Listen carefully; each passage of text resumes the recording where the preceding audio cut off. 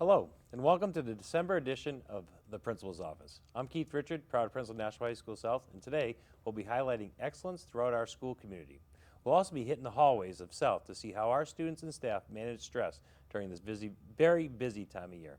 It's my pleasure to introduce this month's Student Spotlight here. To my right, I have two fantastic students who just recently have won some pretty cool awards, been recognized for their efforts. So without any further ado, let's meet who we have here today. We'll start with you, man.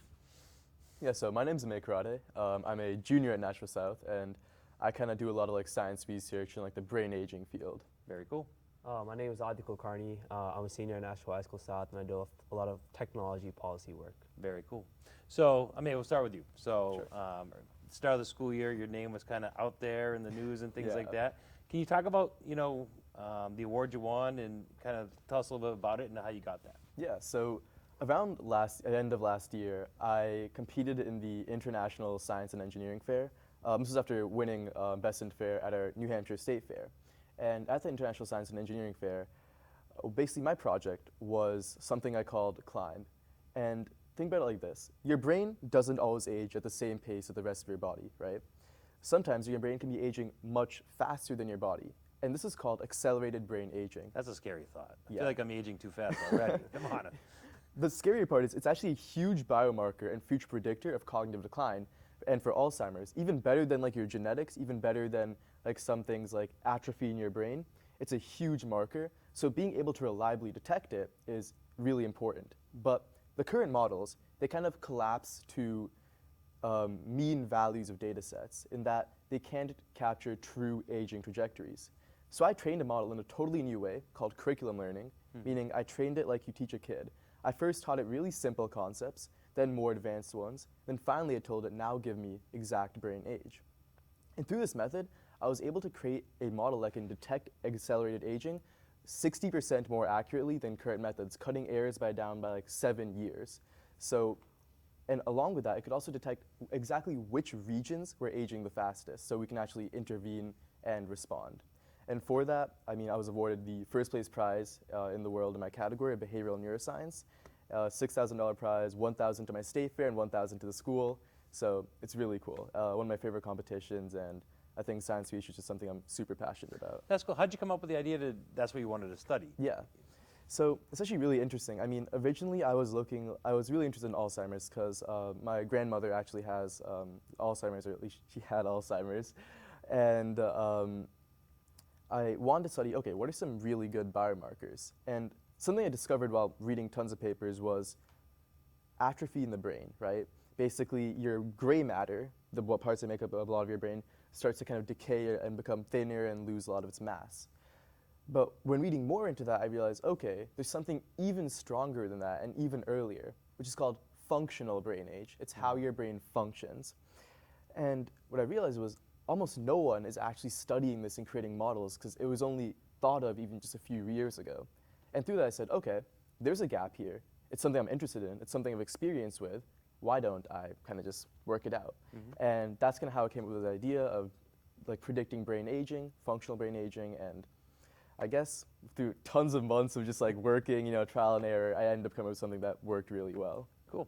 What would be your next steps with this? Where would you want to bring it? Is this something you're going to continue to research, bring to school with you, be on Nashua High School South, or what's the end result? What's the goal? Yeah, so I think the end result of this is obviously clinical translation, of course, right?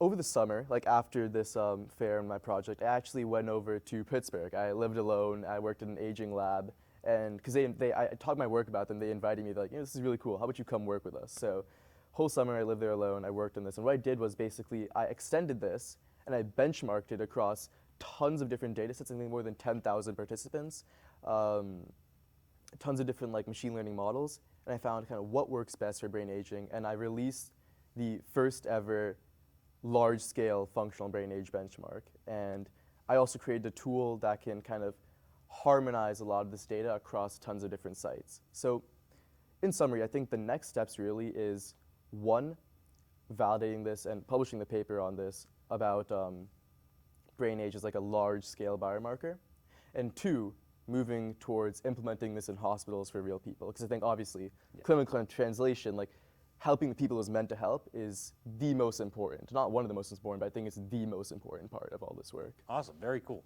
Can't wait to see how this comes about. Yeah. Hadi, you're going to be representing New Hampshire in the United States Senate Youth Program. Want to talk about that process of your application and going through, because I know you had an interview just recently and things like that. So Yeah, so I think the first step was reaching out to you, where I did submit my application. And overall, USSYP is sort of a mix to kind of understand and acknowledge students who have leadership and have done a lot of community impact and service, whereas also a lot of policy work as well. So throughout my application, I tried to demonstrate different types of work that I've done in New Hampshire, from my policy work to my community leadership through Tech Pals. And throughout that, I was able to move on to the USSYP finalist stage, where 10 finalists from New Hampshire took an interview. And from there, we went up to the New Hampshire DOE to take that interview. And recently, last week, I was notified that I was the delegate for New Hampshire. So, yeah. that's so cool. So being the delegate in New Hampshire, what's going to be coming up this spring? Yeah, so in March, I'm going to head over to Washington, D.C., where I'll be participating in a week of a lot of interactive briefings with legislators, U.S. senators, and potentially even the President of the United States, who we'll get to meet and talk to, and just really learn a lot more about our nation, especially on a more hands-on and interactive level. Cool.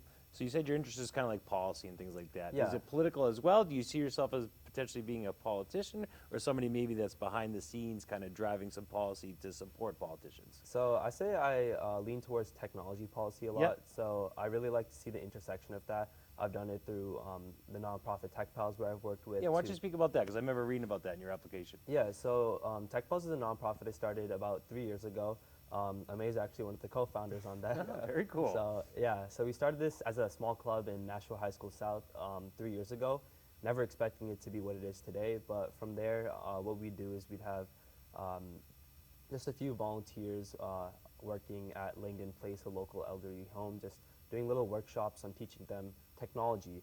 And seeing success there, we started reaching out to students all across the nation to maybe start clubs just like Tech Pals, and gave them resources, funding, resource guides and stuff to start the exact same club that we did.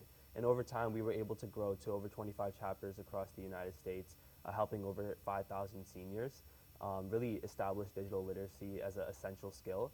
But the more I did Tech Pals, the more I realized that the problem is a much larger issue, and it's very systemic, and there had to be more done on the policy level of things to really fix this, especially since in 2021, where the Digital Equity Act, which was primarily funding a lot of these digital literacy programs, had now ended in 2024. So I started looking more into policy, and that's how I kind of got into policy. And also Miss B's AP Gov class was a big motivator for that, and it did really stand out to me. So I started getting more active in the New Hampshire level of policy, talking to representatives, senators, and asking them to sponsor different types of bills and stuff like that.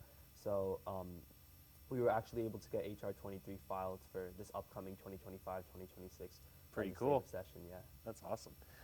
So a little selfish here, right? So you guys, this is amazing to hear this, and I'm not sure how many people know the talent that we have walking our halls, right? I mean, you guys, national award. You're going to be, one of 50 kids going down in March to represent the states.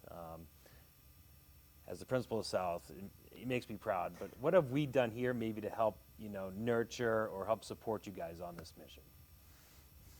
I mean, I'd say for Tech Pals especially, I think teachers have been a big part of it. Mrs. Master was a big support throughout the entire process.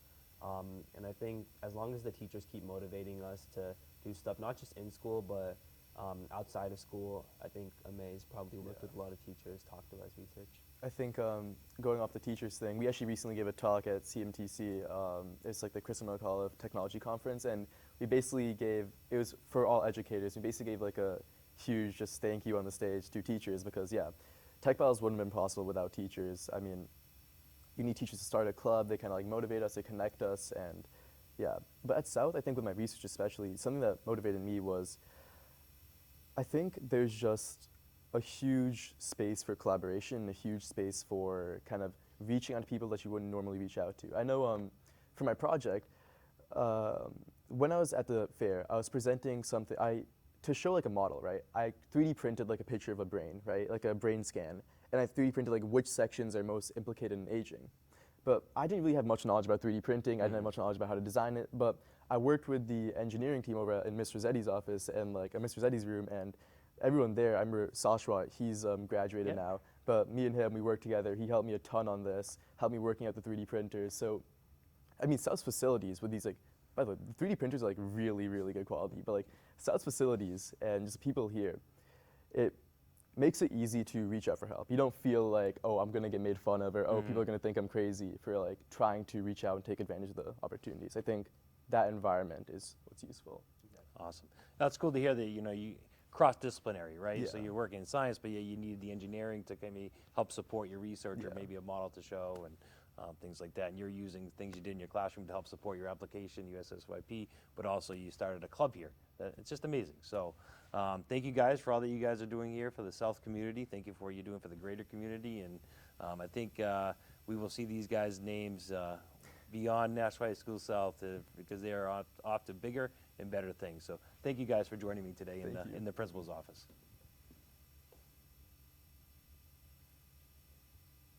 You guys can sneak out. I got one more thing to do.